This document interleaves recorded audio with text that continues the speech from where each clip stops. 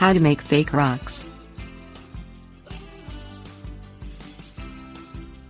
Fake rocks can be used in a variety of scenarios, including train tables, science projects, movie sets, and themed events or parties.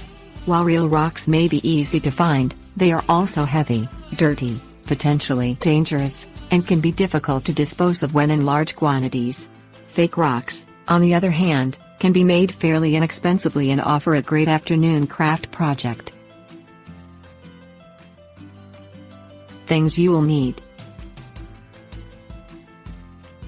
styrofoam, foam spray insulation, wax paper, wide roll of plastic or fiberglass mesh tape, 1 bag of tile grout, disposable gloves, stirring stick, putty knife.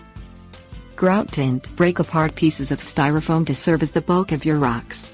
If you're using sheets of styrofoam, stack them together to make them bigger. Do not worry about the shape, as rocks come in all shapes and sizes. Spray some spray foam onto a sheet of wax paper to create additional rocks with a flat bottom surface, perfect for making a fake rock wall. Cover your styrofoam rocks with self-adhesive plastic or fiberglass mesh so that the grout has a surface to adhere to. Use a stirring stick to mix enough grout to cover your fake rocks. Slather the grout on the outside of the rocks with a putty knife.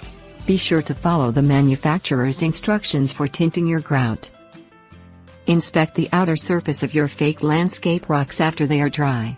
Fill in any unsightly cracks or pits. Tips. Warnings.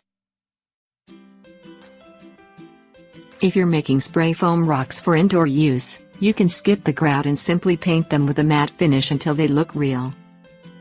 Papier-mâché also makes great fake rocks.